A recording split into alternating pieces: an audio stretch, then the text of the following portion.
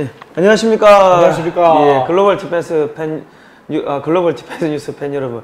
자, 오늘은 용삼 오빠와 상훈 형의 박정희 프로젝트 첫 번째 시간입니다. 저희가 이제 박정희 프로젝트라고 해서 박정희 대통령을 자꾸 지우려고 해서 이렇게 못 지우게 하려고 저희가 이런 또 만들었는데요. 자, 우리 이제 제가 왼쪽부터 우리 아리따운 여성분을 소개를 하도록 하겠습니다. 욕먹는 거 아닙니까? 예, 여명 자유한국당 시의원, 서울시 의원입니다. 여명 의원님 나오셨습니다. 네, 안녕하십니까. 반갑습니다. 예. 그리고 이쪽은 이제 그 박정희의 옆 얼굴, 박정희의 옆 얼굴 저자 김용삼 편집장님 나오셨습니다. 네, 안녕하십니까. 예, 김용삼입니다. 예. 지금 그러면 저기 박정희 재단에 계시는 겁니까? 네, 그렇습니다. 아, 그러면 박정희 재단에 지금 그 직책이 어떻게? 기획실장을 맡고 있는데요. 아, 예. 그렇고 네. 그리고 오늘 저희가 자유한국당의 시의원 여명 시의원님을 모셨는데 요즘에 이 자유한국당 이미지가 너무 안 좋아져 가지고 자유한국당 이름이 나오면은 욕을 저희도 이게 욕을 엄청나게 먹을 것 같습니다. 어쩌다가 이렇게 돼버렸습니까?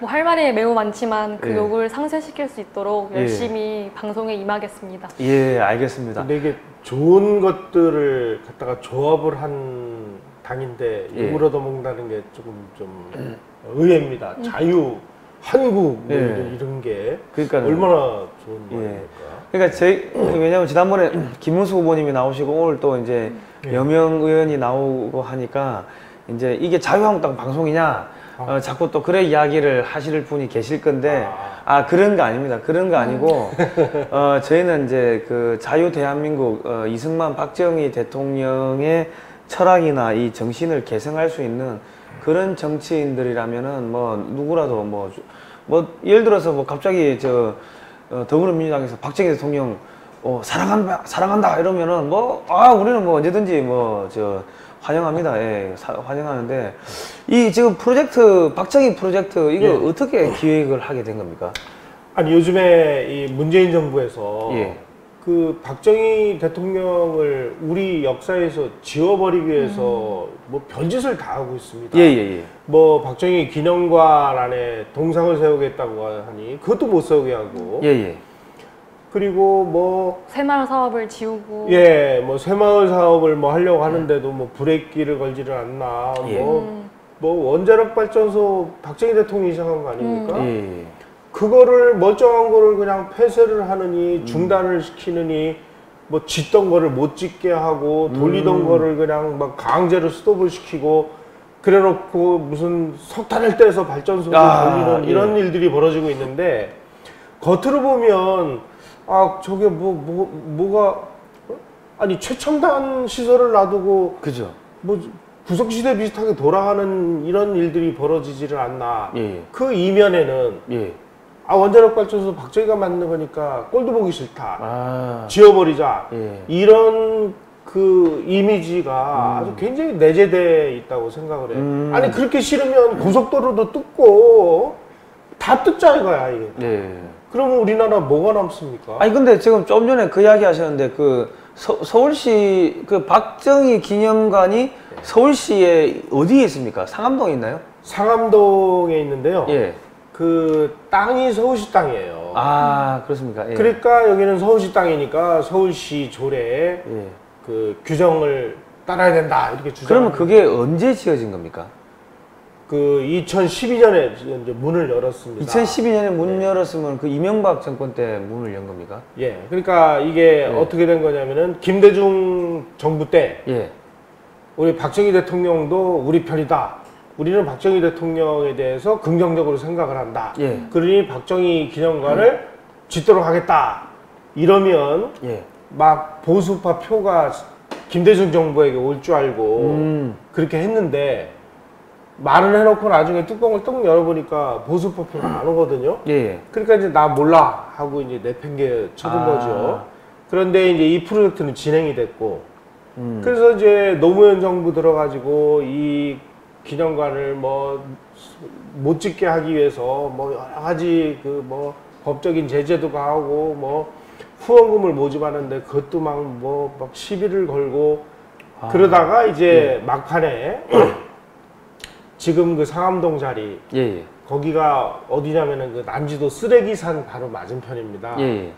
설마 거기 그런 외진 데다가 땅을 주면 포기하겠지 이런 생각에서 거기다가 땅을 준 것 같아요. 그런데 거기다 진 겁니다. 그런데 이제 거기가 이제 생태적으로 안정이 되어 가면서 서울시의 새로운 이제 녹색 공간이 완전 명소가 돼버렸죠. 랜드마크. 그러니까 랜드마크가 돼버렸고 자연 완전히 자연적으로 그 시민들이 엄청나게 많이 가지 않습니까? 네, 그리고 또 놀란 게 저나 제 또래의 뭐 보수 대학생 운동을 한 친구들이야 기념관을 가는 것이 자연스럽지만 또 제 또래의 다른 청년들, 평범한 청년들은 가지 않을 거라는 걱정이 있었어요. 그러니까 쓰레기장 옆에 갖다 놓으면 왜냐면은 교통이 정말 불편해요. 그리고 주변에 어떠한 휴식시설도 없거든요. 그런데 갔었는데 그래도 조금씩 청년들도 오고 또 젊은 부부들이 아이들 데리고 오는 모습 보면은 막 좀 짠할 때도 있고 너무 감동적이죠. 그런데 왜 이 그 훌륭한 분을 우리 역사에서 지우지 못해서 안달을 부리는 건지 우리는 당신들은 지워라. 우리는 아주 박정희 대통령을 페인트 칠하듯이 세상을 덮어버리겠다. 페인트 부어가지고 박정희 이름을 다시는 못 지우게 그런 심정으로. 그죠. 왜냐면 페인트도 저는 배를 4년을 탔는데 배에서 하는 게 녹나면은 녹 뺏기고 페인트 칠하는 게 일입니다. 배를 타셨습니까? 저는 한국해양대학교 항해학과 졸업하고 4년을 배를 탔거든요. 저는 해군 수병 205기. 그러십니까? 구축함을 1년 3개월. 그 구축함에서 매일 하는 게 페인트 칠하는 거 아닙니까? 그래서 제가 군대 갔다 와서 대포 쓰는 거하고 페인트 칠은 아주 잘합니다. 근데 어쨌든 간에 지금 저희가 다시 박정희라는 이름을 이렇게 페인트 칠을 해가지고 영원히 못 지우게 하려고 이 방송을 이제 하게 됐습니다. 여명 의원님은 박정희 이 아카데미하고 뭔가 좀 인연이 있다고 들었는데 어떤 내용인가요? 저는 대학생 때부터 한국대학생 포럼이라는 줄여서 한대포인데요. 보수 운동의 일환으로 대포를 쏩니까? 그런 의미로 해석을 해주시더라고요. 좋게. 네네네. 그래서 보수 운동의 일환으로 대학가에 박정희 시대의 성장의 역사, 그 위대한 역사들을 좀 전파하는 그런 활동들을 했었는데요. 또 졸업 후에도 우리 김용삼 선생님을 멘토로 모셔서 박정희 아카데미도 청년들이랑 같이 기획해서 연구하는 연사들을 모임을 모시고 또 연구 모임도 하고 또 대중 강의 프로그램도 또 같이 만들어보고 했었습니다. 야, 그러니까 참 대학생 때부터 그런 참 박정희 대통령 이런 업적을 홍보하려는 그런 활동을 많이 하셨는데 참 대한민국에 지금 박정희 대통령 지우려고 완전 안달이 나버렸어요. 그래서 제가 모신 거는 일단은 이쁜 여성이시니까 이쁜 여성이라 가지고 그래야지 남자 팬들이 좀 많이. 네, 요즘에는 그런 말도 미투에 걸리더라고요. 그래요? 흉흉한 세상이니까. 아니 상관없어요. 이쁜 걸 보고 이쁘다고 하는데 잘못됐습니까? 불만 있으십니까? 불만 있으시면 저기 댓글로 항의하시기 바랍니다. 자, 그리고 이 방송은 우리 북한 사이버 전사들이 많이 봅니다. 그렇습니다. 올 초에 국정원에서 전화가 왔어요. 당신들 뭐 하는 데냐고, 왜요? 하고 물어보니까 우리가 이 스튜디오를 갖추기 전에 강남의 어느 주택가에서 집을 빌려놓고 방송을 했어요. 하니까 북한에서 해킹이 집중적으로 주택가에 해킹이 들어가니까 거기 뭐 하는 시설이냐고 역으로 전화가 온 거예요. 그래가지고 당신들 파일이 4,800개를 북한이 털어갔다. 가져간 겁니까? 가져간 거죠. 우리가 방송만 하려고 파일 해놓으니까 가져갔다고 이제 전화가 왔더라고요. 그러니까 이 방송은 북한 사이버 전사도 많이 보고 있다는 거죠. 그 북한 사이버 전사 분들한테 한 말씀 좀 부탁드립니다. 네, 뭐 북한 해방을 위해서 열심히 싸우시는 아니 전사 여러분 반갑습니다. 아니, 요즘에 김정은이가 예. 자기가 북한의 박정희가 되고 싶다고 해가지고 박정희 대통령 했던 거를 지금 그대로 지금 따라하고 있어요. 예. 그러니까 그 친중파들 다 숙청하고 예. 친미파들 지금 앞세우고 있고 하는데 그러면 대동강의 기적을 이루어야 되겠네요. 그러니까 지금 그 하고 있는 게 뭐 말은 뭐 김일성이 자기 할아버지 때 했던 거를 따라한다 말은 그러는데 예. 지금 보니까는 김일성이 하던 대로 해가지고 결국 나라가 졌고 북한이 저래 망가진 거 아닙니까? 예. 그럼 자기가 이제 이 나라를 북한을 재건을 하려고 하면은 결과적으로 박정희 대통령 모델을 가져가 가지고 쓸 수밖에 없는 상황이거든요. 예. 그렇죠. 그러면 이제 김정은이가 예. 박정희가 되려면은 한 2가지 정도만 바꾸면 될 것 같아요. 예. 첫째. 살을 빼야 됩니까? 아니요. 뭐 살은 더 쪄도 괜찮습니다. 예. 첫째, 개혁 개방을 해야 됩니다. 아, 예, 예. 아니 우리가 문 닫고 닫아 걸고 그냥 주민들 등쳐먹고 이래가지고 무슨 발전이 있고 예, 뭐가 예. 있어요. 예, 예. 활짝 열어서 예. 개방과 통상의 세상으로 나가야 아. 우리가 뭐 먹고 살 게 아닙니까? 예. 개방과 통상을 해야 된다라고 주장한 거는 이승만 대통령이 감옥에 붙잡혀 갔을 때 거기서 쓴 독립정신에도 나오는 얘기고 예. 그리고 박정희 대통령이 그 정신을 가장 잘 그 실천을 해서 예. 한국인들이 해외로 나가고 해외에서 돈을 벌어오고 우리가 지금 대한민국 안에 그리고 한반도 안에 자원이 있어봐야 얼마나 있고 뭐가 있습니까? 그죠, 예. 해외로 나가서 해외하고 상대를 해서 거기서 우리가 기회를 창출해서 거기서 벌어들이는 걸로 지네 나라 국민들 먹여 살릴 수가 있잖아요. 그죠. 핵 포기하고, 그죠. 예. 예. 두 번째, 지금 북한 주민들에게 개인의 천부적인 자유를 쥐어주면 다 해결이 됩니다. 매일같이 감시하고 뭐 너 어디 가서 뭐하고 누구를 만나고 여기서 여기 이동하려면은 뭐 무슨 허가받고 해야 되는 이게 인간의 근본적인 자유가 없는데 어떻게 창의성이 생기고 예. 뭐가 일어납니까? 아, 예. 뭐가 막 부싯돌이 부딪히듯이 아이디어가 샘솟듯이 나와서 국가와 사회를 발전시키려면 예. 개인의 자유 예. 이것만 주면 되는 거죠. 아. 이 두 가지만 주면은 깨끗이 해결될 수 있어요. 예. 아마 그걸 줄 수 있을지 모르겠네요. 예. 예. 김정은이 이 방송을 보면 예. 방법은 간단하지. 예. 두 가지만 하시면 됩니다. 예. 그리고 일단은 그리고 정은아, 야 너희 할아버지 자서전 쓰신 분 이렇게 이거 제가 쓴 겁니다. 예. 자서전 쓰신 분 이렇게 내가 모시고 나왔으니까 이 저기 자서전에 불만이 있으면은 그 특별 초청 북한으로 초청하셔가지고 강연도 좀 들어보고 예, 북한으로 초청하는 건 납치한다는 이야기. 그 어쨌든 간에 하여튼 저희가 이 지금 김일성하고 이 박정희 대통령하고 비교를 해가지고 박정희 대통령이 어떻게 이렇게 뛰어난 업적을 남기는지 그런 거를 저희가 좀 이렇게 방송을 하려고 이렇게 했습니다. 그렇습니다. 예. 근데 우리 조금 전에 아까 하던 이야기 중에 그런 게 있지 않습니까?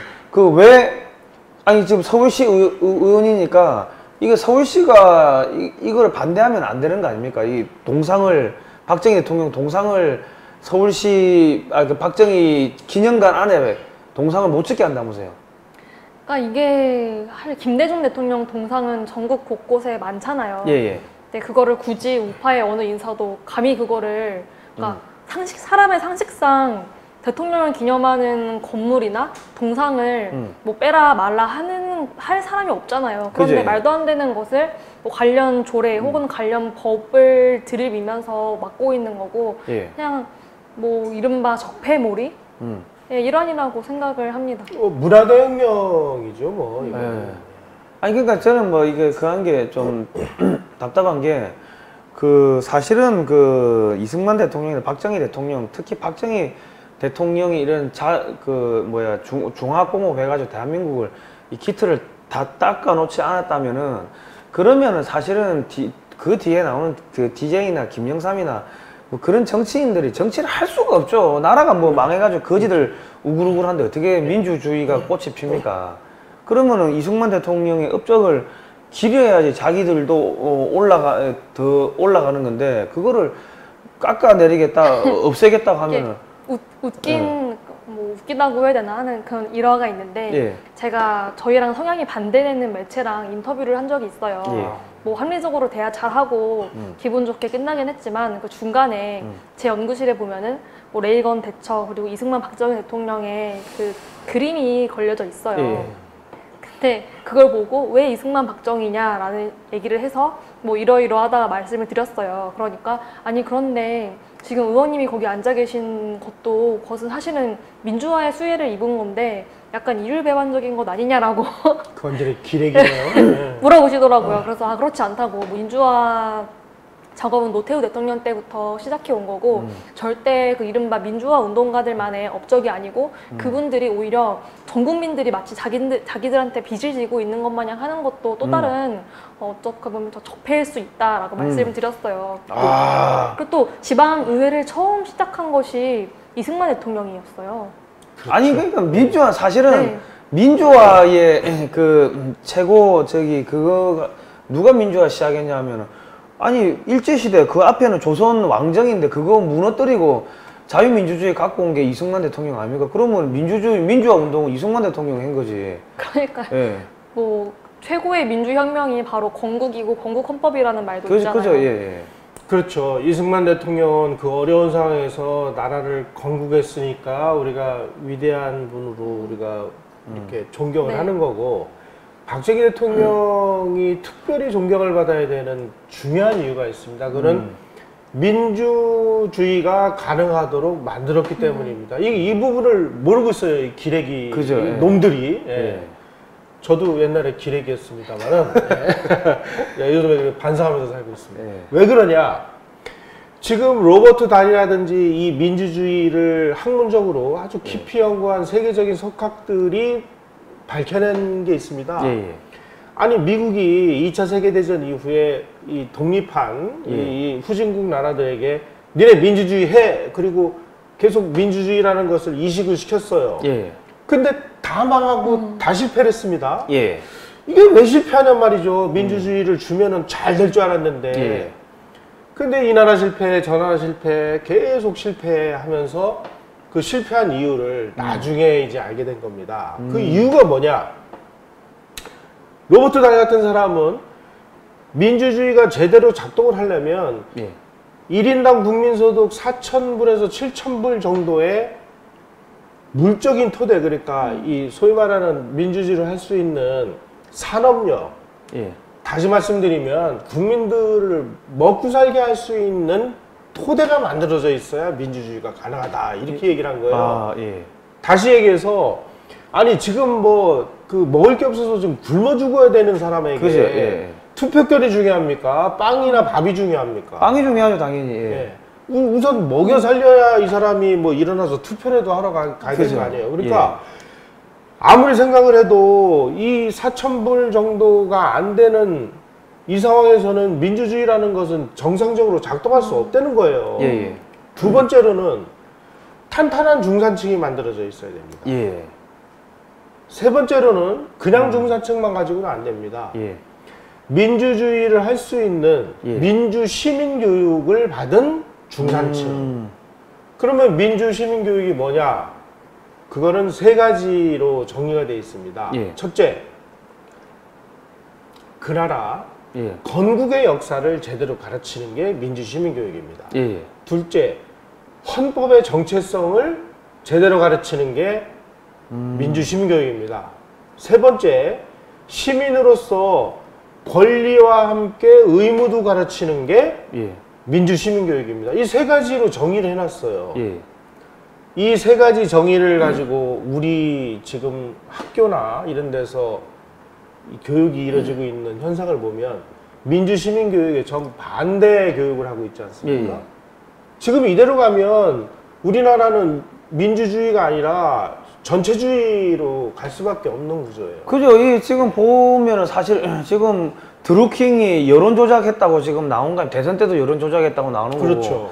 그리고 뭐 언론도 전부 다 뭐 저기 문재인 찬양한다. 지금 나라가 망해가고 실업자가 100만이 지금 쏟아지는데도 불구하고 아니 옛날에 22조 4대강에 투자하는 거 그 경제개발로 하면 100만 명 일자리 100만 개 만든다고 했던 사람들이 지금은 아무 소리 안 하고 있어요. 이 실업자가 100만 명이 쏟아지고 있는데 기자들이 그럼 이건 언론 통제된 거고 그리고 지금 우리가 뭐 언론 통제 자꾸 이야기하지만 유튜브 코리아의 그 전략기획본부장이 민주당으로 갔습니다. 그리고 네이버의 부사장이 청와대 지금 국민소통 비서관이고 그러다 보니까 네이버는 뭐 두말을 할 거 없고 이 구글조차도 이 한국에서 보수적인 언론 이런 이야기들을 하면은 자동으로 계정을 삭제를 시켜버려요. 무작위로. 그러니까 지금 그러니까는 뭐 그렇게 갑자기 계정이 정지됐다는 사람들도 많이 조지 오웰의 시대가 이제 그죠. 1984년이 이제 돌아온 거네요. 예, 그죠. 그런 문제도 있고 그리고 조회수를 조작을 합니다. 그럼 광고비가 안 나가니까 이 보수파의 이런 가치를 역설하는 사람들이 생계 운영이 안 되니까는 돈줄을 차단해가지고 죽여버리는 이런 작업들을 지금 구글 코리아에서 지금 하고 있다는 거죠. 근데 정말 역겨운 거는 그런 모든 탄압들을 민주주의의 이름으로 민주주의라는 이름을 독점하고 하고 있는 게 정말 기만적이고 역겨운 것 같습니다. 그 사람들이 주장하는 민주주의는 지금 여기 우리가 있는 우리가 생각하는 민주주의하고는 다른 민주주의라고 봐야 북한식 인민민주주의를 이야기하는 거예요. 그래서 제가 이 책, 와, 이거 뭐 어느 분이 쓰셨는지 박정희의 옆 얼굴이라는 사람을 사랑한 대통령 박정희의 옆 얼굴이라는 이 책인데요. 아우, 김자, 용자, 삼자 어디서 많이 배운 분 같은데. 그리고 이게 요즘에 보수적인 사상을 이렇게 출판을 하려고 해도 책을 안 내준대요. 책을 안 내주고 그러니까 서점에서도 안 팔리게끔 안 갖다 놓고 공작을 많이 한대요. 저도 이 책 말고 그 박정희에 대해서 책 3권 분량을 써놨는데요. 아무 데서도 책을 안 내줘서 책을 못 내고 있습니다. 그래서 저희가 이번에 출판사도 하나 만들었습니다. 그렇습니까? 축하합니다. 그럼 여기는 이제 요거는 제가 기파랑이라는 출판사인데 뭐 하여튼 이 박정희 대통령 박정희의 사람을 사랑한 대통령 박정희의 옆 얼굴 우리 김용삼 편집장께서 쓰셨는데 이 책을 보니까 이게 박정희 대통령이 울보했네요. 울보. 그러니까 이게 많이 우시더라고요. 그 울고 있는 모습들이 여기저기 나오는데 이게 보니까는 이제 우리 포항제철을 건설할 때 이제 실무 책임자는 박태준 회장이었는데 이제 이거를 이제 행정적으로 처리하신 분이 이제 기획자라고 기획자가 김학렬 경제기획원 차관했다가 나중에 부총리로 되시는데 이분 집에 그렇게 밤에 많이 찾아가셨대요. 그 찾아가가지고 똑똑하니까 그 사모님이 누구세요 하니까 정의요 이라니까 웬 여자가 찾아간다 싶어. 누구냐고 하니까 정의라고 박정희니까. 그래가지고 찾아가가지고 술상 좀 다 봐달라 해가지고 같이 술 마시면서 계속 이 포항제철에 대해 가지고 이거 왜 해야 되는지 우리나라가 이렇게 잘 먹고 잘 살려면은 어떻게 그런 국가의 발전이나 미래에 대해 가지고 밤새 술 마시면서 이야기를 했다는 내용이 있더라고요. 이거 좀 설명 좀 해주시겠습니까?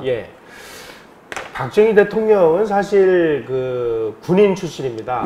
처음에 이제 사범학교를 나와서 초등학교 교사를 하다가 그 교사로서 이제 의무 그 복무 기간이 끝난 다음에 이제 만주 군관학교로 가서 거기서 군인의 길을 걸어서 특히 포병 이제 장교를 하셨죠.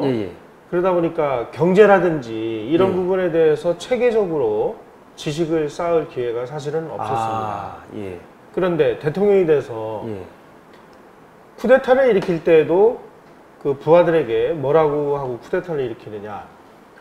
제발 저 새끼 밥도 못 먹어가지고 굶어 죽는 사람들에게 밥을 먹이자. 아까 말씀드린 대로 아니 지금 민주주의 투표가 중요합니까? 굶어 죽는데? 굶는 사람 밥부터 먹이자. 밥을 먹이려면 어떻게 해야 되느냐? 경제를 일으켜야 된다. 경제를 일으키려면 어떻게 해야 되느냐? 그러니까 그 부분에 대해서 아이디어 있는 사람들을 끊임없이 찾아다니면서 예. 밤이고 낮이고 찾아가서 공부를 하는 겁니다. 예. 내가 우리 굶는 국민들에게 밥을 먹이고 싶은데 어떻게 해야 되느냐. 예. 기업인도 만나, 행정관료도 만나, 뭐 학자도 만나, 다 만나봐도 예. 정말 체계적으로 쓸모있는 얘기를 해주는 사람들이 그렇게 많지를 않았다는 겁니다. 예. 그 중에 딱 필이 꽂힌 사람이 예. 김학렬이라는 사람이죠. 그러니까 그때는 차관이었는데 대통령이 차관집에 저녁 밤마다 찾아가가지고 이거 좀 말도 안 되는 거죠. 예. 예.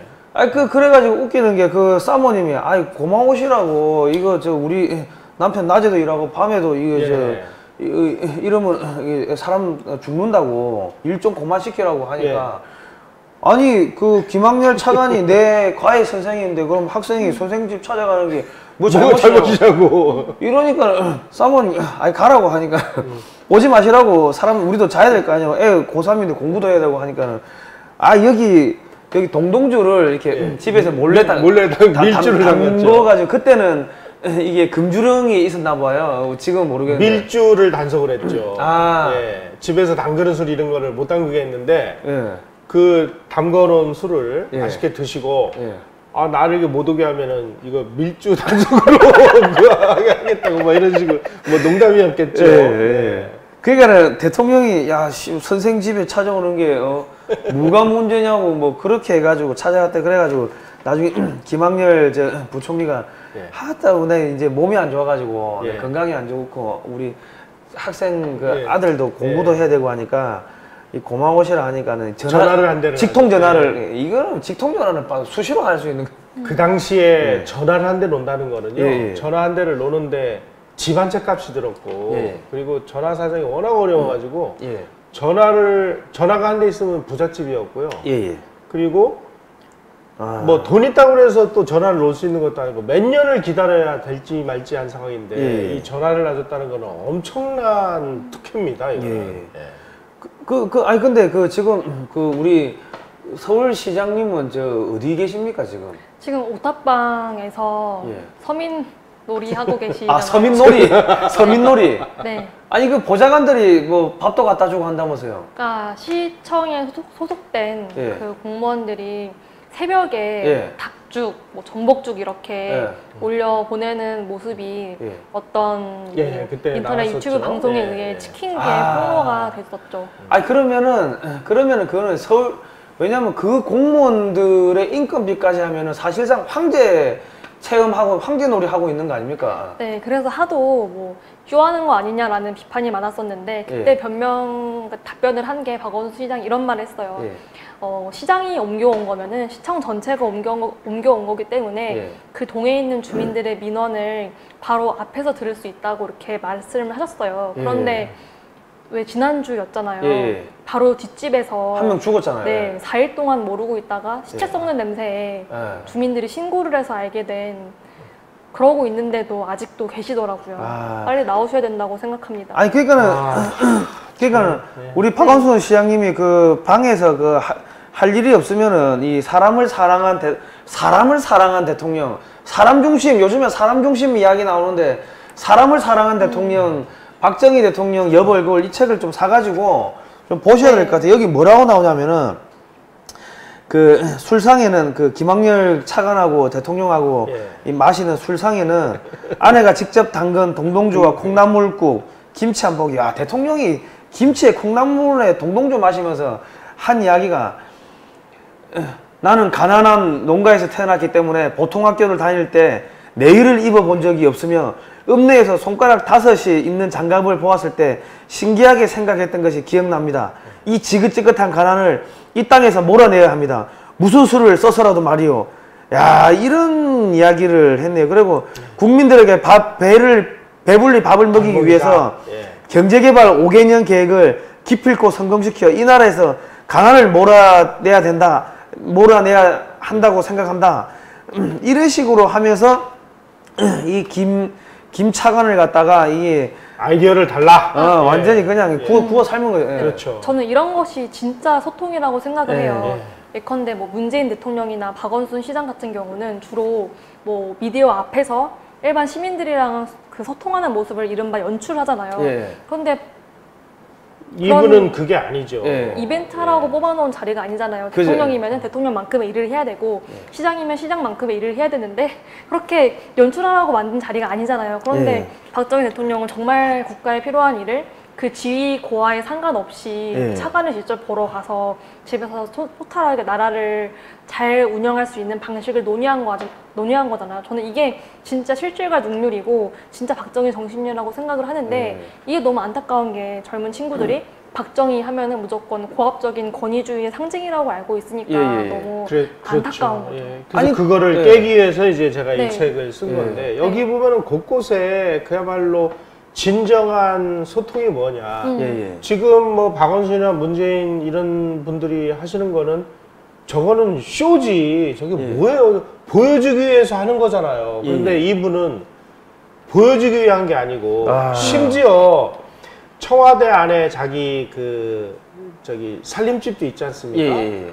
거기에 화장실에 그 변기 안에 물 아끼려고 그 벽돌 집어넣는 이야기 하며 그 다음에 이제 여름에도 에어컨을 안 틀고 문을 열어놓으니까 이제 파리가 들어오니까 대통령 집무실에서 파리를 잡기 위해서 파리채가 이렇게 놓여있고 이런 걸 보면은 이 박정희 대통령의 사람은 누구에게 보여주기 위한 게 아니라 정말 지극히 자기가 실천하는 분 그리고 누가 이런 걸 알까봐 쉬쉬하면서 하는 분 이런 분이 진정한 분이 아닌가 싶어요. 그리고 저는 또 이 책을 우리 공무원들한테 권해드리고 싶은 게 이게 박정희 시대에는 관료를 테크노라트라고 해서 정말로 그 직급에 맞는 일, 그 이상의 일들을 리더인 박정희 대통령과 체화 신념화해가지고 해냈잖아요. 그런데 요즘에 공무원들은 제가 볼 땐 물론 훌륭한 분들도 많이 계시지만 뭐 기사에 나오는 나쁜 뉴스들만 봐도 그 직급이 이끌어낼 수 있는 최대한의 그런 권력만 누리시는 것 같더라고요. 근데 이 시대에는 정말로 뭐 요즘엔 장관이나 차관이 대통령한테 보고를 할 수 있지만 이 시대에는 정말 직접 국장급, 실장급, 과장급들이 1대1로 대화를 할 수가 있는 분위기였다고 하더라고요. 실무를 잘 알고 있으니까 사실은 장관보다는 과장급, 팀장급이 실무를 훨씬 잘 알고 있거든요. 근데 이게 보니까 이 박정희 대통령의 용장 밑, 맹장 밑에 약조를 없다고 이 김학렬 이 차관 이게 뭐 이분도 뭐 대단한 분이죠. 대단한 한 분이고 이분의 와이프도 저 사모님도 여장부입니다. 그러니까 전부 다 이때는 그 국가를 어떻게든 간에 살려보기 위해 가지고 그냥 쓴소리도 그냥 막 하고 대통령 찾아오니까 낮에 일 시키고 밤에도 일 시키고 뭐 하는 거냐고 대통령한테 가라고 이야기하니까 대통령이 과외 선생한테 공부하러 가는데 뭐 문제나. 저는 그래서 또 한 말씀 드리고 싶은 게 또 박정희 시대에 노동자가 착취됐다고 당했다고 하잖아요. 그런데 사실은 뭐 벌었던 그 벌이도 그만 착취의 수준도 아니었을 뿐더러 그 착취 당한다는 자리를 이렇게 일하고 싶어하는 분들도 많았고 무엇보다 그 시대에는 대통령부터 근로자 그리고 또 뭐 주부들 또 공무원들까지 다 그렇게 일을 했잖아요. 그냥 뭐 미친 듯이 일을 한 거죠. 우리가 먹고 살아야 되니까 뭐 먹고 살기 위해서 그리고 노력한 만큼 막 그 좋은 성과들이 나오니까 그리고 내가 노력하는 만큼 일자리들이 생기니까 그리고 그야말로 정말 내가 빈농의 아들, 가난한 집 아들로 태어났어도 내가 열심히 노력해서 나만 노력하고 나만 공부 열심히 하고 그리고 반드시 영어 수학을 잘하고 무슨 뭐 암기를 잘하고 해야만 출세하는 게 아니고요. 또 다른 길들을 열어놨지 않습니까? 예를 들어서 이 대한민국 각 도에 기계 공고를 만들고 특성화 공고를 만들어 가지고 기술자를 양성했죠. 집에 돈이 없어서 지나기 어려운 사람들은 그런 데로 들어가서 거기서 국가가 주는 장학금을 받아가면서 기술을 배워가지고 뭐 기계를 깎거나 뭐 정밀 가공을 하거나 뭐 선반 드릴 뭐 하다못해 양봉 미용 뭐 얼마든지 그런 특성화 직업학교들이 많이 있었어요. 거기에서 기술을 배워서 내가 그 기술을 가지고 뭐 기업에도 들어갈 수 있고 뭐 해외 취업도 할 수 있고 또 자기가 자영업을 해가지고 성공도 할 수 있고 이렇게 끝없는 신분 상승의 사다리를 끝없이 만들어내는데 성공을 했다는 거죠. 저는 그래서 이 86 운동권 세대가 정말 양심도 없고 양아치 같다고 생각을 하는 게 그렇게 왜 그 시대에는 여자들은 대학은커녕 초등학교를 졸업하고 바로 기술을 배워서 뭐 청계천 아니면은 뭐 구로공단 취직해서 돈을 벌었잖아요. 그 돈을 다 고향집에 내려 보내면은 그 동생들이 그렇게 그거 가지고 학비로 이제 가서 그렇죠. 학생운동하고 뭐 북한 혁명당에 가입하고 그랬잖아요. 형님 누나 뭐 오빠들이 정말 피땀 흘려서 피땀 흘려가지고 그 번 돈 가지고 자기들은 지하 혁명 운동하고 그런 걸 해가 지금 고위직에 올라가 사회 지도층이 돼가지고 박정희 정권이 이게 노동자 착취를 했다. 이렇게 이 이율 배반적인. 그런데요. 진정한 그 어려운 사람들을 해방시킨 것은 그런 노동 해방을 주장하는 사람들이 아니고 박정희 대통령이었다는 사실이에요. 박정희 대통령이 그렇게 기술들을 익히게 하고 그리고 그 초등학교밖에 못 나온 사람들 정말 공부를 하고 싶은데 막 교복을 입고 싶은데 내가 가서 벌어야 우리 가족, 우리 아들, 내 남동생 그 학교를 보내야 되니까 그 여공들이 거기 가가지고 이제 뭐 메리아스 뭐 만들고 의료봉제 만들고 하는 그 돈으로 만들어서 그 혜택을 받아가지고 대학교 들어가가지고 혁명운동을 하고 이 누이들은 얼마나 공부를 하고 싶었겠어요. 근데 박정희 대통령이 산업체 병설학교라는 걸 만들어서 야학을 그렇죠. 낮에는 일하고 밤에는 학교 가서 교복을 입고 공부를 하고 그래서 그 공부를 하는 그 학교의 운영비를 회사가 절반을 부담하고 국가가 절반을 부담을 해가지고 그 사람들을 진정한 진짜 지식인으로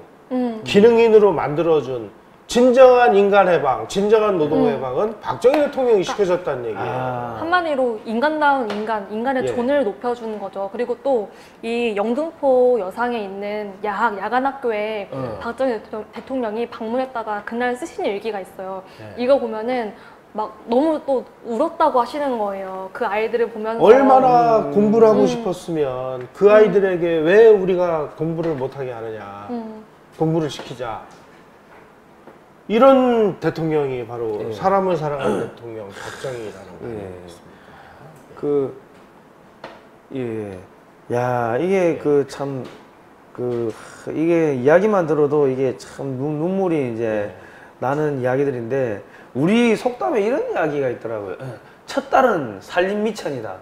뭐 이런 이야기가 있는데 제가 옛날 영화들을 쭉 보다 보니까 옛날에는 뭐 60년대, 70년대 그때는 먹고 사는 게 안 돼가지고 밥 한 숟가락을 덜기 위해 가지고 큰 딸을 서울에 있는 시골에서 서울에 있는 잘 사는 집에 파출부로 보냈더라고요. 그게 그 당시 지금은 파출부라고 얘기하죠. 그때 식모라고 그랬잖아요. 식모라고 했죠. 그랬는데 그렇게 해가지고 번 돈을 시골에 보내주면 그거 가지고 공부를 해가지고 더 열심히 이 대한민국 발전을 위해서 이바지하는 게 아니고 사회운동 조금 배웠다가 대학생이라고 무슨 북한 뭐 찬양하고 뭐 이런 것들 했다는 거 아닙니까? 그런 사람들이 지금 사회 주류층이 됐다는 거 아닙니까? 사실은 이 좌파 진영은 여성을 위한 근본적인 것들을 해결한 것이 하나도 없어요. 사실은 우리나라가 여성 참정권이 잠깐 위로 거슬러 올라가서 이야기를 드리면은 여성 참정권이 나라가 태어남과 동시에 확보된 나라예요. 왜냐하면 이승만이 그렇게 했으니까. 근데 우리나라 여성운동 하는 사람들 중에 누가 그런 말을 합니까? 그렇죠.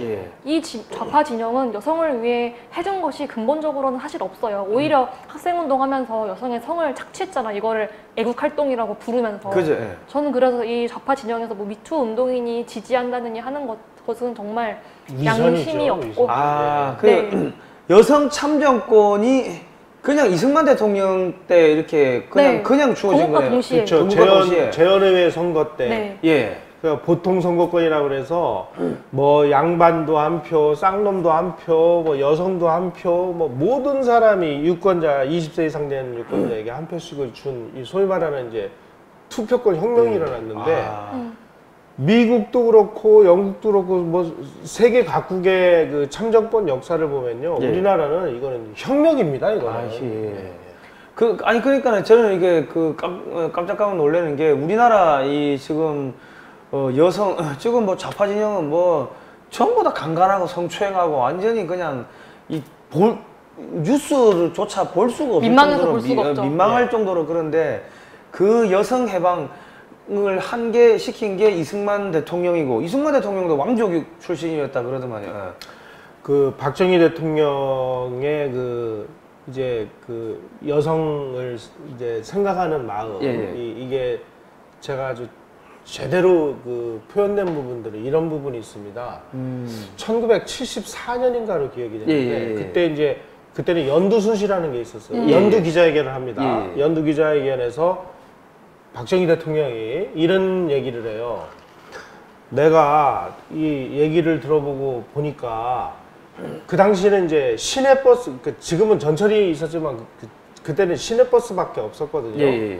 시내버스에 이제 돈을 받는 이제 차장들이 여성이었어요. 그런데 그 여성들에게 욕을 한다 이거예요. 이게 어떻게 딸과 같은 당신 딸 같은 사람에게 말이야 이렇게 막 함부로 대하고 막 욕을 하고 막 이러느냐? 응? 앞으로 버스 차장들에게 이런 식으로 모욕을 가는 일이 없도록 하라. 대통령이 연두 기자회견에서 그 얘기를 해요. 그래가지고 또 직접 버스 안내양들이 사는 이제 숙소를 찾아갑니다. 찾아갔는데 가만히 보니까 막 날은 추운데 얇은 옷을 입고 막 덜덜 떨면서 이제 근무를 하니까 대통령이 너무 이제 안타까웠던 모양이에요. 그래가지고 방한복을 선물해 줬습니다. 방한복을 이제 선물을 해줬더니 얼마나 좋아하겠어요. 그래가지고 이제 청와대에서도 대통령이 뭐 돈이 없어가지고 서울시에 있는 이제 버스 안내양들한테만 그걸 만들어서 줬어요. 그랬더니 전국에 있는 버스 안내양들이 대통령이 저희들도 방한복을 줘. 그 대통령이 그 편지를 읽고 막 눈물을 흘리면서 내가 아무리 돈이 없어도 자꾸 오셔. 이거는 들어줘야 되겠다. 그래가지고 비서실장을 불러서 내가 아무리 어려워도 이거는 내가 해결해 줘야 되겠으니 비서실장이 좀 특별히 예산을 편성을 해 주시오. 그래가지고 이제 해서 지방에 있는 버스 안내양들의 옷을 맞춰서 쳐요. 근데 그 얘기를 방한복을 만드는 회사의 사장이 듣고 대통령의 뜻이 너무 갸륵하고 대단하시잖아요. 그러니까 이걸 또 싸게 만들어줬습니다. 그러니까 그 대통령이 이거를 원가밖에 안 되는 돈을 받고 만들어준 버스 의류회사 사장에게 편지를 써줘요. 내가 이만저만해서 버스 안내양들에게 옷을 하나 주려고 그러는데 예산이 없다는 얘기를 듣고 사장님께서 이렇게 원가밖에 안 되는 비용으로 만들어준 거에 대해서 정말 감사하게 생각한다. 또 편지를 보내. 이런 식으로 그냥 사회 곳곳에 어려운 상황에서 있는 특히 여성들을 누가 무슨 자랑하려고 한 게 아니잖아요.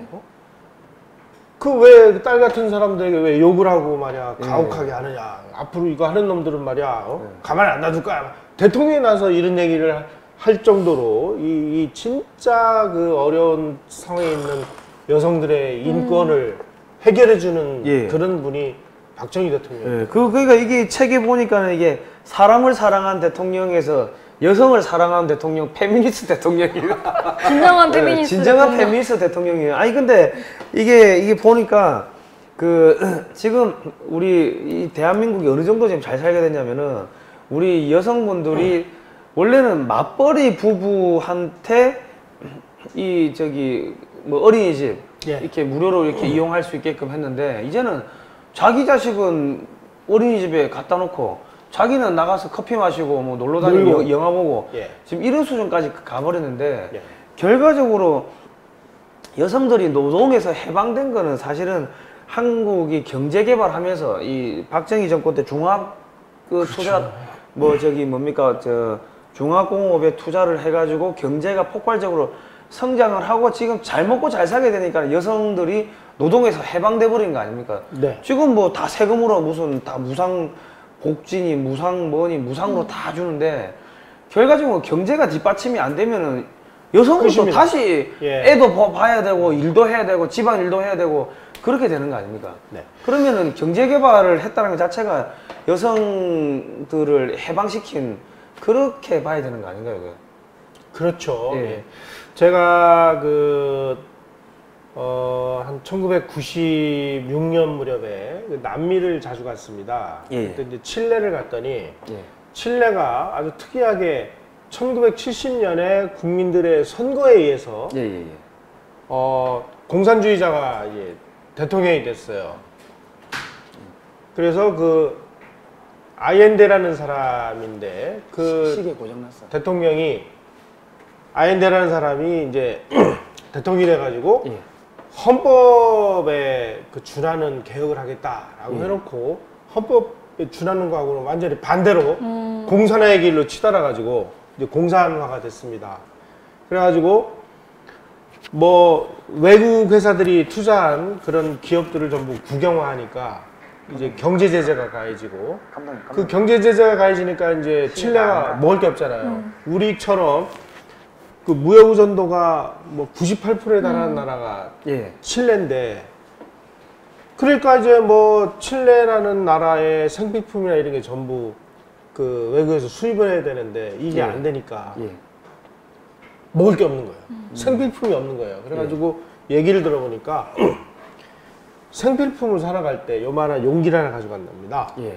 그 용기를 가져가면 치약을 하나를 파는 게 아니고 치약을 5cm 이렇게 짜서 팔고 빨래비누, 세수비누를 하나를 파는 게 아니라 2cm씩 잘라서 팔고 그리고 먹을 게 없으니까 중산층들이 자기 집에 있는 샹들리에를 떼다가 빵하고 바꿔 먹고 예. 샹들리에 떨어지니까 그 다음에 뭐 가전제품, 가재도구, 뭐 골동품 이런 거 다 갖다가 이제 먹는 거 하고 바꾸느라고 이 가게들마다 샹들리에하고 가전제품이 산더미처럼 쌓였대요. 예.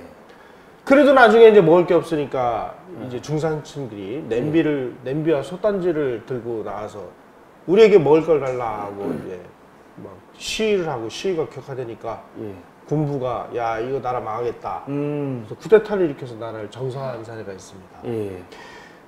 진정한 복지, 예. 진정한 인권은 먹는 것이 해결이 돼야 인권도 되고 복지도 되는 거예요. 예. 박정희 시절은 그 먹는 것을 해결하기 위해서 발버둥을 쳤던 시대고 예. 우리가 그냥 뭐 와이셔츠라든지 의류라든지 이런 거 만들어 팔다가 이게 이제 이거 가지고는 안 되니까 그 다음에 우리가 뭘 해야 되느냐. 예. 이게 더 이제 고급 제품을 만들어야 된다. 고급 제품을 만들려면 뭘 해야 되느냐. 예. 그 원료를 만드는 철강 공장을 만들어야 된다. 예. 그래서 제철소를 짓고 그리고 뭐 물건을 실어내기 위해서 고속도로를 짓고 그리고 자동차 산업을 일으키기 위해서 정유 산업을 일으키고 뭐를 하고 이런 연관 산업들을 쫙 일으켜서 국민들을 먹여 살리기 위한 산업을 건설하는 그 시대였다는 거죠. 아, 그렇군요. 지금 이게 보니까 이게 뭐 오늘 이제 여명 우리 의원도 나와 있지만은 참 요즘 베네수엘라가 베네수엘라 여성들이 옆에 나라 콜롬비아의 수도 보고타에 가서 몸을 판대요. 왜냐면 베네수엘라에서는 돈이 없으니까는 몸도 팔 수가 없고 경제가 무너지니까. 근데 유가가 올라가는데 유가가 올라가면은 그 석유 산업에 종사하는 사람들이 엘리트인데 그 사람들이 이미 해로 다 빠져나가가지고 유가가 올라가도 석유 정제시설 못 돌리는 거예요. 그러니까는 옆에 콜롬비아 가가지고 보고타에 가가지고 몸을 파는데 그 몸 파는 화대가 $10래. 우리나라도 돈 만불. 이게 경제가 무너지면 이 여성 인권이고 뭐고 다 박살났는데 어쨌든 간에 경제가 부흥시켜가지고 그런 여성 인권 이런 부분들이 전체적으로 성장돼 버린 거 아닙니까? 그러니까 그렇죠. 제가 볼 때는 지금 우리 문재인 대통령이 읽어야 될 책이 사람을 사랑한 대통령 예. 박정희 여벌굴 이 책을 읽어야 될 것 같아요. 그래야지 일자리를 100만 개를 일자리를 100만 개를 어떻게 하면 날려버릴 수가 있습니까? 돈을 30몇 조를 쓰면서. 그냥 경제에 관해서는 그냥 아무것도 안 하셨으면 좋겠어요. 기업이 알아서 하게. 예. 일자리를 정부가 어떻게 만드나요? 예. 정부는 기업들이 잘 돌아가도록 예. 그 애로사항을 해결해주고 그죠, 예. 규제를 풀어주고 예. 그러면은 기업들이 알아서 지금까지 우리 기업들은 전부 이 소위 말하는 산업화 과정 그리고 예. 우리가 그 정보화 과정에서 엄청난 노하우들을 가지고 있어서요. 그죠, 예. 투자를 해야 물건 그 자리들이 생기잖아요. 예. 그런데 문재인 정부에서 예. 아주 치명적인 일이 벌어졌습니다. 아. 공무원을 늘렸잖아요. 예, 예. 공무원을 늘린다는 것은 다시 말씀드려서 규제를 늘리는 것과 동일합니다. 그죠, 예. 공무원을 늘리면 공무원들은 내가 무엇을 하기 위해서 규제를 만들어냅니다. 예. 그래서 공무원을 늘린다는 것은 단순히 공무원 머릿수가 늘어나서 공무원에 무슨 따르는 뭐 세금이 얼마가 더 투입이 되고 하는 단순한 게 아니고요. 예. 그 늘어난 공무원들이 뭐를 합니까? 규제를 만들죠. 규제를 만들죠. 자기네들의 존재를 위해서. 그러면은 공무원을 늘림으로 해서 규제가 늘어나고 규제는 곧 기업들의 발목을 잡고 예. 그러면은 기업들은 투자를 안 하고 예. 아이 더러워 나 해외 나가서 공장할래. 그래서 다 짊어지고 해외로 나가고. 그죠. 예. 오바마 대통령이 8년간을 재임을 하면서 오바마 시대에 무엇을 했느냐라고 묻는다면 딱 한 가지를 했습니다. 예. 해외로 나가 있는 미국의 제조업체들을 예. 다 미국으로 아. 돌려간 끌어들이는. 예. 예. 그러니까 오바마 대통령 8년간 그 한 경제 정책은 뭐냐면은 모든 규제 다 풀어줄 테니까 다시 돌아와라. 그래가지고 해외로 나갔던 그런 공장들을 다시 미국으로 돌아오게 하는 예. 리쇼어링 정책이라고 하는데. 그러니까 예. 그래서 미국 정치가 위대한 것인 게 그러니까 오바마 대통령은 어떻게 보면은 예. 굳이 좌우로 구분하자면 좌파에 좌파에 해당하는 해당하죠. 정치 이념을 갖고 예. 있는데 대통령이 된 순간은 좌우를 떠나서 뭐 철학은 있을지 모르겠지만 국가 경영자예요. 국가 경영자로서 필요한 일을 한 사람이 저는 대통령 자격이 있다고 생각을 해요. 예. 그런데 저는 심지어 김대중 노무현 대통령도 어느 정도의 필요한 일들을 했다고 생각을 해요. 예컨대 뭐 노무현 대통령은 한미 FTA를 어쨌든 했고 예. 또 패트리엇 미사일을 인천에 들여놨잖아요. 근데 이 문재인 대통령은 아직도 본인이 그냥 야당 대표 혹은 운동가인 줄 아는 것 같아요. 그러니까 노무현 대통령은 이 진짜로 뭐 제주 해군기지도 만들고 평택에 세계 최대 규모의 미군 기지를 지어줘가지고 미군이 그거 포기하고 못 나가게끔 만들어버리고 우파돼서 헷갈리는 일을 많이 그러니까는 좌파들이 노무현 물러가라고 데모하고 하니까는 그 데모대를 그냥 다 두드려 펴가지고 두 명이 죽은 거 아닙니까? 그래서 없을 일은 사람이 죽은 건 없을 일은 아니지만 그 사과도 하고 그랬는데 지금 우리 청년들이 박정희 대통령이 일자리를 어떻게 만들었는지 박정희의 여벌굴 이 책을 좀 이렇게 사가지고 보고 공부를 해야 될 것 같아요. 예. 뭐 공무원들도 봐야 되고요. 예. 정치인들도 봐야 되고. 만능 해결사네요. 만능 해결사. 예. 그러니까 박정희처럼 하면 되겠구만. 그 일자리 100만 개 만들겠네. 그러니까 저는 이 기술적인 박정희 대통령이 배워야 될 것도 많지만 이 책에 담긴 박정희의 정신을 좀 알았으면 좋겠어요. 좌파든 우파든 그 실질과 능률을 배웠으면 좋겠습니다. 그러니까 박정희 대통령이 그 수출을 확대하기 위해서 수출 진흥 확대라는 것을 그야말로 돌아가실 때까지 매달 한 번씩 열었는데 그 매달 여는 그 자리가 뭐냐? 무역을 하는 그러니까 수출 기업 대표, 그다음에 공무원, 그다음에 뭐 관련되는 사람들 다 불러요. 그래가지고 지금 그 이번 달에 수출이 얼마가 됐는데 전년 그 동기 대비 뭐 얼마가 늘어났고 뭐 이렇게 수출이 부진한 이유는 이러는 것 때문에 그렇습니다. 그럼 이게 이유가 뭐요? 이렇습니다. 그러면은 대통령이 그 문제 지금 당장 해결하시오. 그래서 그 문제를 해결해 줍니다. 그리고 누구한테 얘기를 듣느냐? 수출을 하는 기업인들한테 얘기를 들어요. 예. 아니 각하 우리가 지금 뭐 이렇게 해서 급해가지고 뭐 신용장을 열고 뭘 해서 물건을 실어 갔는데 아니 인천에 있는 세관에 있는 사람들이 말이야 밤에도 근무를 안 하고 그래가지고 내일 아침까지 기다리느라고 우리가 뭐 이 선적이 늦었습니다.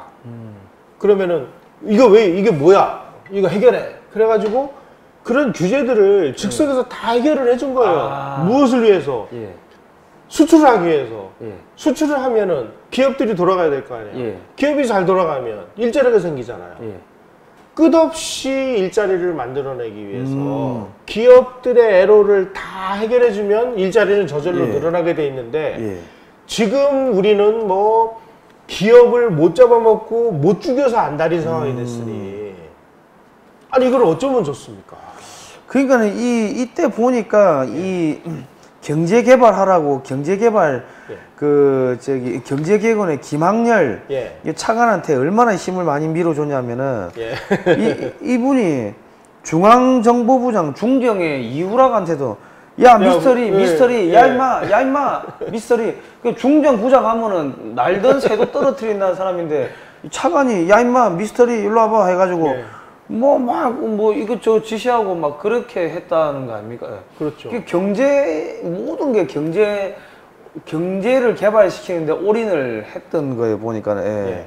그리고 그러니까 이 김학렬 이 차관 이분도 뭐 밑에 공무원들이 엄청나게 숫자를 못 외우면요. 야, 이 기생충한 새끼야. 이 따위로 내 놈에게 월급을 주다가 나라가 망하겠다. 너 같은 놈은 빨리 되지는 게 좋아. 여기 15원 있어. 요새 버스값이 15원 하니까 버스 타고 한강으로 가. 다리 위에 서서 동쪽 하늘을 쳐다보고 한번 공공님이 반성해봐. 내가 이 나라 이민족을 위해 뭘 했나 말이야. 한 일이 없다는 생각이 들 거야. 그러면 뛰어내려. 그게 애국하는 길이야. 이봐, 우리나라가 쌀을 수입하잖아. 네가 죽으면 입 하나가 줄어드니 애국하는 거지. 야, 작년도 GDP 뭐 각종 경제 수치 외워봐 해가지고 예. 수시로 물어봐가지고 못 외우면은 막말에 쌍욕에 그냥 뭐 와 그래가지고 이 사람들이 울다가 김학래 부총리 방에 들어가기 전에 우왕청심원이나 강심지 주사를 맞고 들어가는데 무지막지 욕을 먹다가 혼이 빠진 부하 직원이 문을 열고 나가야 되는데 캐비넷 문을 부총리실 캐비넷 문 열고 들어가 버린 거야. 그러니까 대통령이 쪼아대니까 밑에 강요들이 허튼 짓 안 하고 밑에 부하 직원들 쪼아대고 나라의 기강이 서 있었던 거예요. 예. 되게 이거 문장이 되게 유려하신데요. 문장이 되게 화려한. 화려하세요. 이 기생충 새끼 같은 새끼. 네가 뛰어내리는 게 애국하는 길이야. 15원 쌀값 15원. 15원 줬대. 그러니까 위에서 이 추상 같은 명령이 떨어지니까 밑에 강요들이 이렇게 밑으로 가면서 쪼으니까 얼마나 이게 빠릿빠릿하게 움직였겠습니까? 그러니까 이분이 김학렬 씨를 이제 박정희 대통령이 예. 그 경제부총리에 임명을 하면서 예. 그 부총리의 임무는 종합제철소를 건설하는 거예요. 예. 이렇게 임무를 준 거예요. 그랬더니 이제 경제부총리 뒤에 예. 칠판에다가 예. 종합제철소 건설 이렇게 써놓고 예. 모든 것을 거기다가 다 쏟아붓고 그렇게 열심히 일을 하다가 예. 너무나 많이 건강을 해쳐가지고 왜냐면 대통령이 매일 밤에 찾아와서 같이 술을 드시고 예.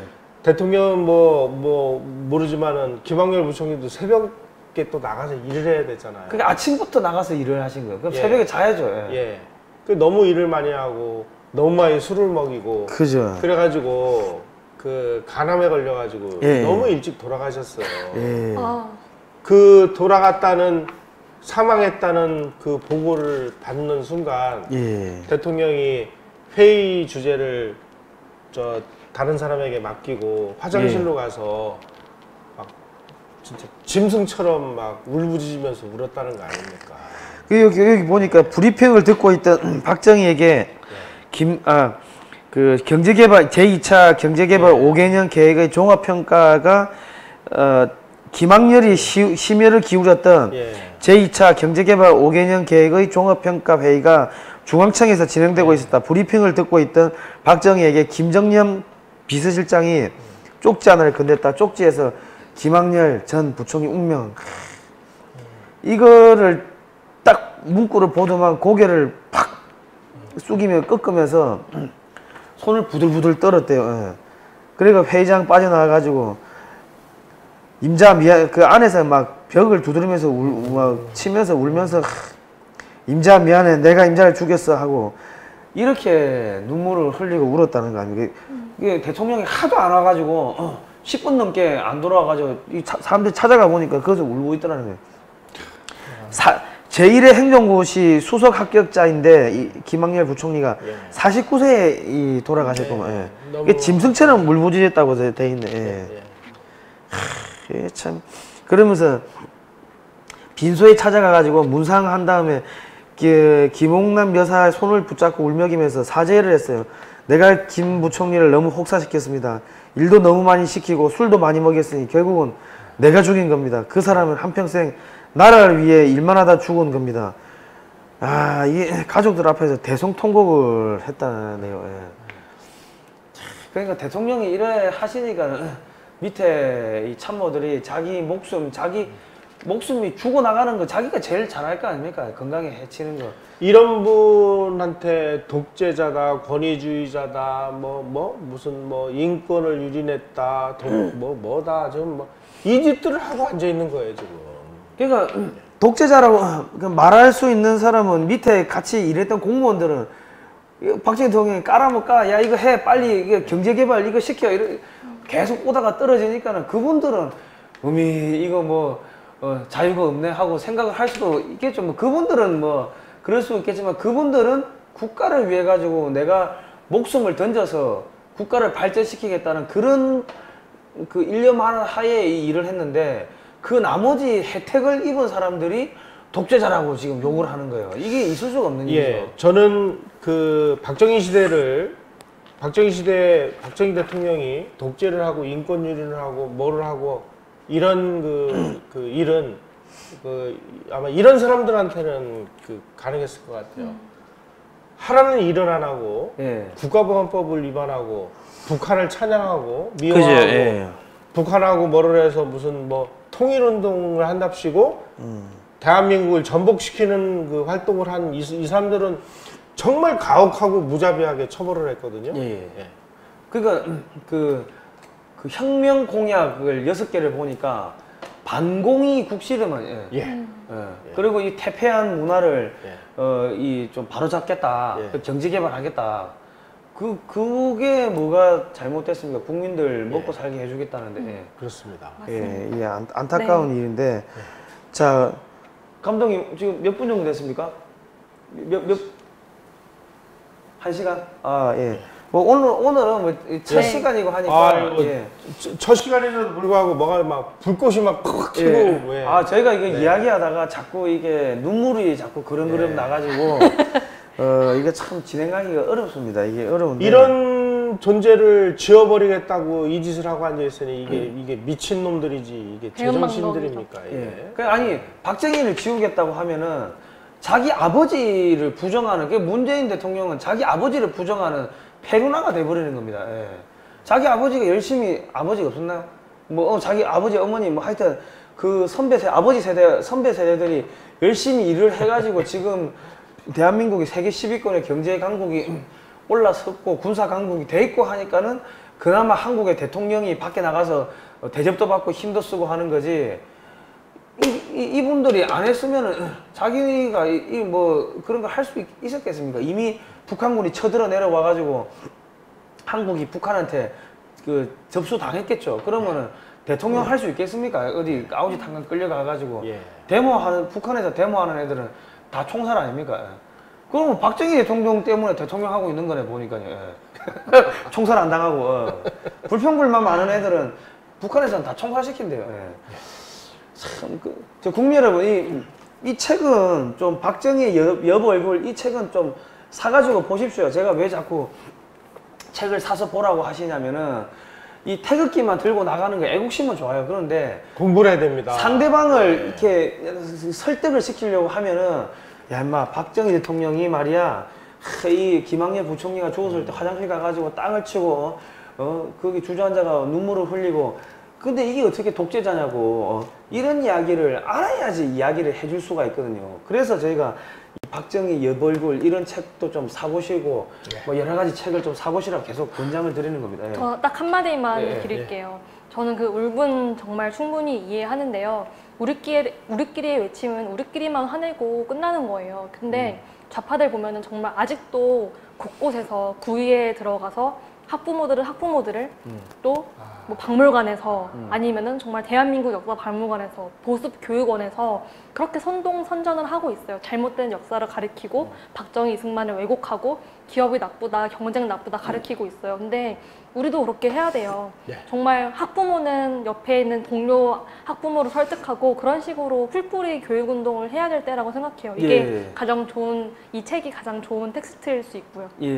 그래서 저희가 이 방송 만들고 저희가 머리띠도 이렇게 두르고 이렇게 좀 하는 거는 이 박정희 대통령이 너무 이렇게 그 신격화돼 있고 하다 보니까 박물관에 들어가 버린 거예요. 우리 옆에 친숙하게 있는 친구, 형제, 자매, 우리 아버지, 할아버지가 아니고 박물관에 그냥 신격화돼 있고 박물관에 완전히 그냥 박제화 돼 버리다 보니까 이런 부분들을 좀 젊은 감각으로 이렇게 좀 재구성해가지고 살려내려고 하는데, 뭐, 보시다시피, 저희가 젊지가 않다 보니, 그래서 이게 좀 이런 거. 우리 여명위원. 그래서 저희가 이게 여명위원을, 의원을 이렇게 제가 초빙해가지고 조금 평균 나이를 좀 이렇게. 낮추고 묻어가려고 저희가 이렇게 젊은 컨셉으로 꾸몄습니다. 국민 여러분, 이 방송 보시고, 그 박정희 대통령에 대해서 이 잘못 생각하고 있었던 분들한테 박정희 대통령이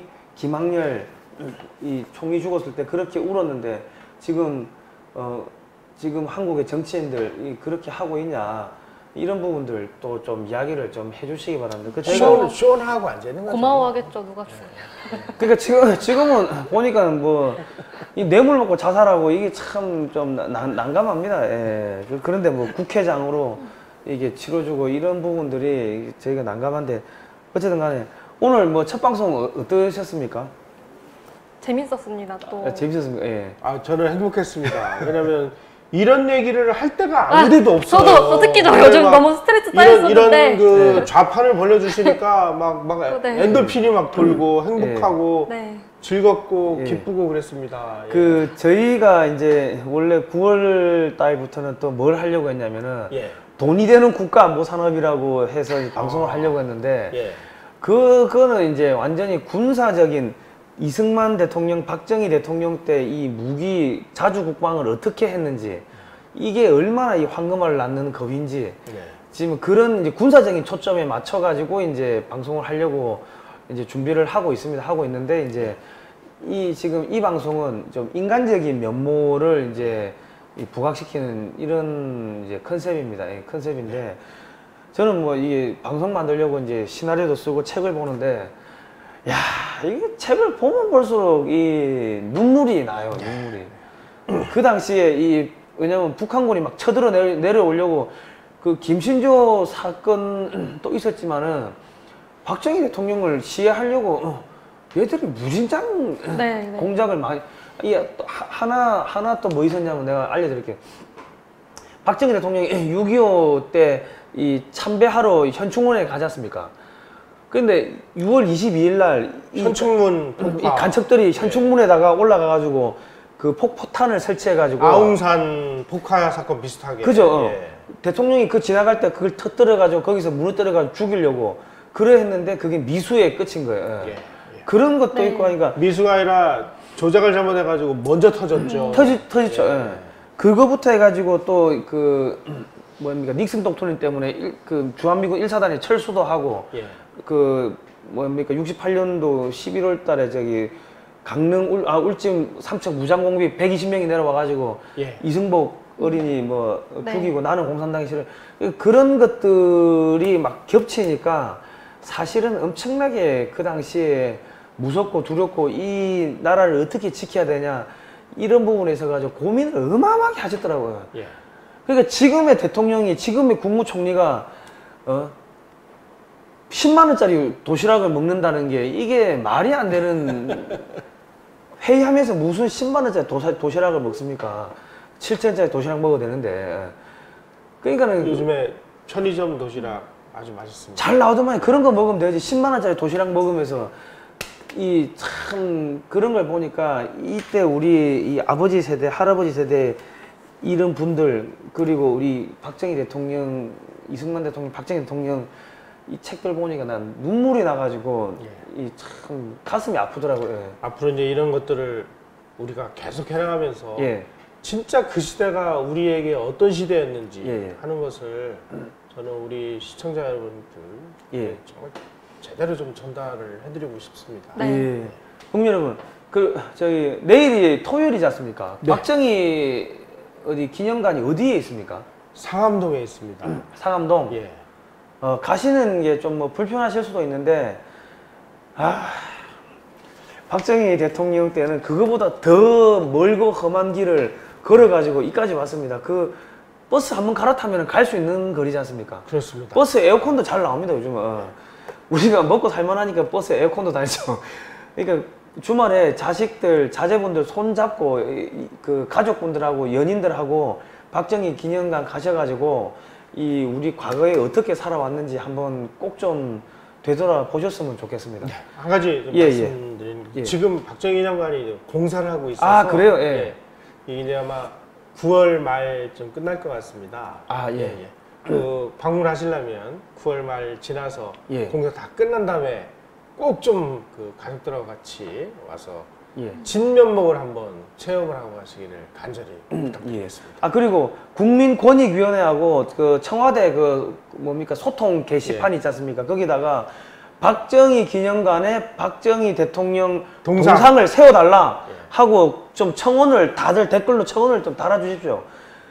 여러분들 손가락이 대한민국 지키는 겁니다. 박정희 대통령 그만큼 노력했는데 여러분들 손가락도 제대로 그 운동을 안 하신다 하면은 그거는 진짜 배은망덕한 게 되는 거 아닙니까?